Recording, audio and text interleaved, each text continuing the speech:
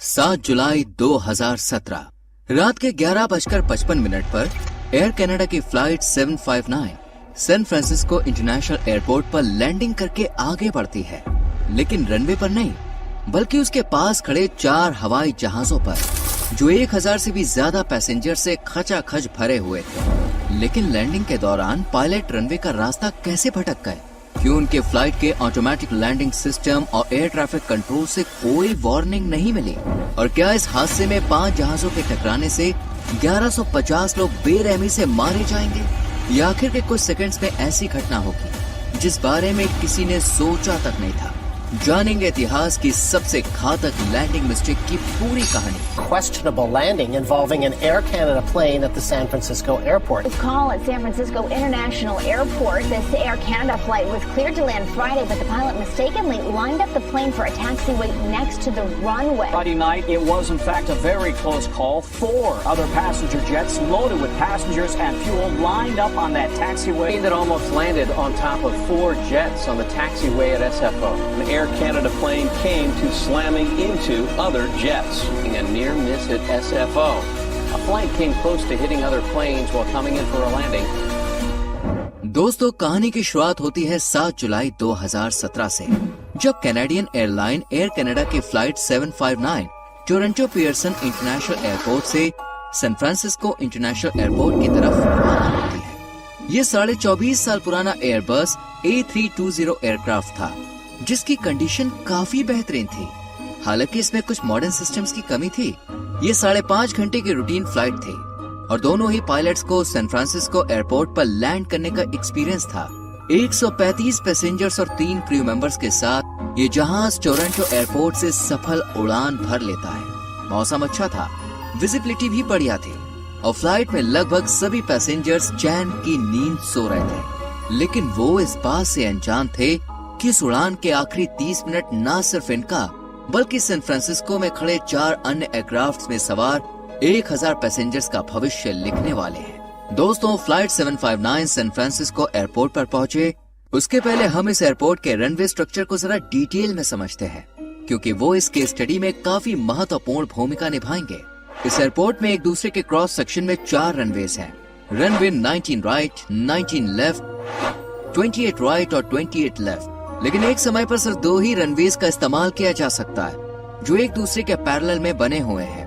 अब अगर हवा दक्षिण दिशा से बहती है तो 19 राइट और 19 लेफ्ट रनवेज को टेक ऑफ और लैंडिंग के लिए खोला जाता है, और जब हवा पश्चिम दिशा से बहती है तो 28 राइट और 29 लेफ्ट रनवेज का इस्तेमाल किया जाता है। 7 जुलाई के दिन जब Air Canada flight 759 San Francisco की तरफ पहुंची थी, तब हवा वेस्ट से बह रही थी, यानी फ्लाइट की लैंडिंग के लिए सही डायरेक्शन ईस्ट थी, क्योंकि प्लेन की लैंडिंग हमेशा हवा की ऑपोजिट डायरेक्शन में की जाती है। ऐसे में जब फ्लाइट ने सैन फ्रांसिस्को एयरपोर्ट के एयर ट्रैफिक कंट्रोल से कांटेक्ट किया तो उन्हें रनवे 28R यानी राइट पर लैंड करने की परमिशन दे दी गई।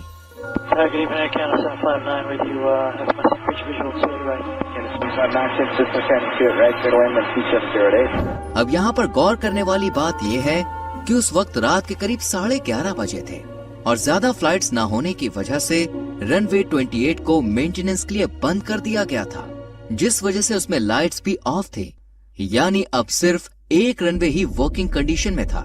दोस्तों, हम सभी जानते हैं कि जब रनवे बिजी होता है तो जो नेक्स्ट फ्लाइट होती है वो रनवे के पास बने छोटे टैक्सी वे पर खड़े रहकर अपनी बारी का इंतजार करती है।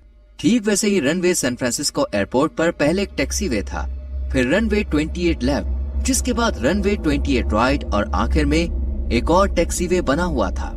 अब क्योंकि रनवे 28 लेफ्ट की मेंटेनेंस चल रही थी, इसलिए उसके साथ पहले टैक्सी वे को भी बंद कर दिया गया था, यानी उस वक्त एयरपोर्ट पर सिर्फ 2 रोड्स की लाइट्स चल रही थी।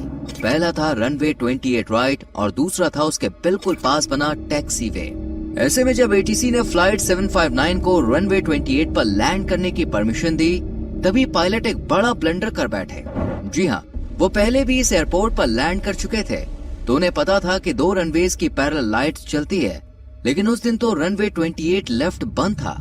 ऐसे में पायलट राइट वाले को लेफ्ट रनवे और टैक्सी वे को राइट रनवे समझ बैठे और उन्होंने अपना प्लेन उसी टैक्सी वे की तरफ अलाइन कर दिया, जहां उस वक्त 4 जहाज टेक ऑफ के लिए रनवे के खाली होने का वेट कर रहे थे, जिसमें United airlines flight 1, Philippines airline flight 115, United kingdom airlines flight 863 और यूनाइटेड किंगडम फ्लाइट 1118 शामिल थी, जिनमें कुल मिलाकर 1000 से भी ज्यादा पैसेंजर सवार थे और सबका फ्यूल टैंक फुल था। और इनकी मौजूदगी से अनजान एयर कनाडा फ्लाइट 759 काल बनकर इनकी तरफ तेजी से बढ़ रही थी। अब एयर कनाडा फ्लाइट 759 के पायलट्स ने तो अंधेरी रात में रनवे पहचानने में भूल कर दी थी, लेकिन सवाल ये है कि एटीसी ने उन्हें करेक्ट क्यों नहीं किया। तो इसके लिए हमें इस इंसिडेंट को बड़े गौर से समझना होगा। तो रनवे 28 लेफ्ट के बंद होने की जानकारी ACF 759 फ्लाइट के टेक ऑफ से पहले दिए गए नोटम में मेंशन की गई थी। दरअसल ये एक तरह का नोटिस होता है जिसे एयरपोर्ट या उसके आसपास किसी भी तरह के बदलाव की जानकारी पायलट को दी जाती है। आमतौर पर यह नोटिस कई पन्नों का होता है।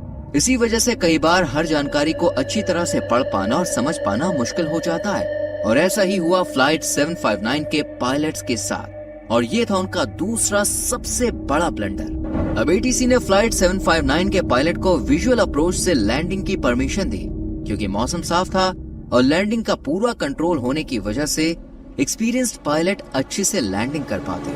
लेकिन फिर भी फ्लाइट में ILS यानी इंस्ट्रूमेंटल लैंडिंग सिस्टम को ऑन कर दिया जाता है, ताकि मान लीजिए अगर कोई गलती हो तो ये ऑटोमेटिक लैंडिंग सिस्टम पायलट को वार्निंग दे। लेकिन पायलट से अब होती है तीसरी बड़ी भूल, जिसमें वो ILS को ऑन करना ही भूल जाते हैं। इसलिए 28 राइट की जगह जब उन्होंने टैक्सीवे चुन लिया तो कोई वार्निंग ही नहीं मिली। लेकिन सामने खड़ी फ्लाइट्स और एटीसी भी तो फ्लाइट 759 के पायलट को वार्निंग दे सकती थी ना, तो उन्होंने ऐसा क्यों नहीं किया? इसके पीछे का कारण है सैन फ्रांसिस्को का फॉस्टर सिटी इलाका, जहां कई ऊंची ऊंची इमारतें हैं, जबकि लैंडिंग के वक्त पायलट प्लेन के एल्टीट्यूड को भी लगातार कम करते हैं। इसलिए रनवे 28 लेफ्ट या 28 राइट दोनों से फ्लाइट अलाइन करने से पहले फॉस्टर सिटी से ऊपर की उड़ान अवॉइड करने के लिए पायलट पहले एक्सट्रीम राइट से ही जहाज को आगे ले जाते हैं, और फिर उनके पास अलाइनमेंट के लिए सफिशिएंट टाइम भी होता है। इसलिए एटीसी और सामने खड़े जहाज के पायलट्स को ये नॉर्मल लगा और वो फ्लाइट 759 के पायलट्स के इन ब्लंडर को पकड़ नहीं पाए। अब धीरे धीरे रनवे और प्लेन के बीच का डिस्टेंस और एल्टीट्यूड दोनों घट रहे थे। तभी करीब 11:50 पर फिलीपींस एयरलाइंस के पायलट ने नोटिस किया कि एयर कनाडा का जहाज खुद को रनवे 29 राइट की तरफ नहीं ले जा रहा है। इसलिए सिग्नल देने के लिए उसने अपने जहाज के लैंडिंग लाइट्स ऑन कर दी, ताकि फ्लाइट 759 को पता चल सके कि ये टैक्सीवे है, जहां पहले से ही 4 प्लेन्स मौजूद हैं। पायलट्स को इस बात का पता भी चला और उन्होंने तुरंत ही एटीसी से कांटेक्ट करके कहा कि हमें रनवे पर कुछ लाइट्स दिख रही हैं। Tower, just want to confirm this Canada 759. I see some lights on the runway there across the runway. Can you confirm we're clear to land?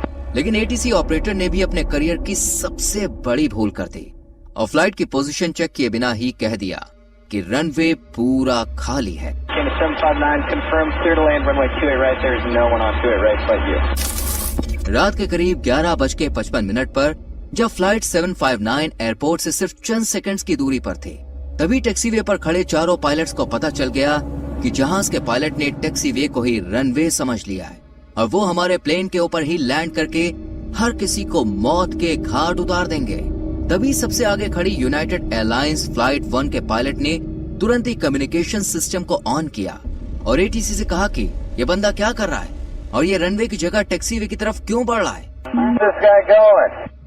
He's on the taxiway.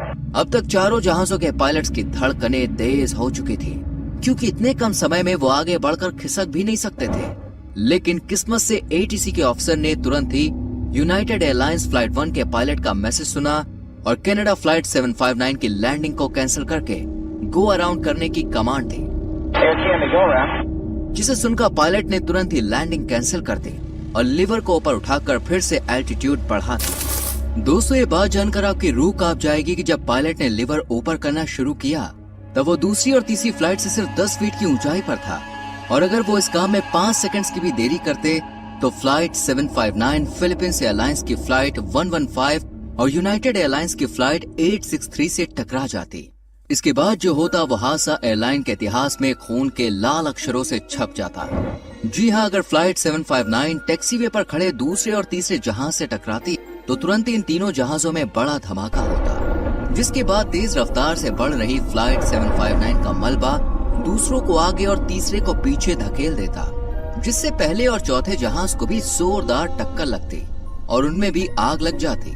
कुछ experts का कहना है कि यह हादसा 30 सेकंड से भी कम समय में हो जाता और इन पांचों जहाजों के ब्लास्ट से इतना खतरनाक धमाका होता कि इनमें सवार करीब 1150 यात्री कुछ ही मिनटों में जलकर राख हो जाते।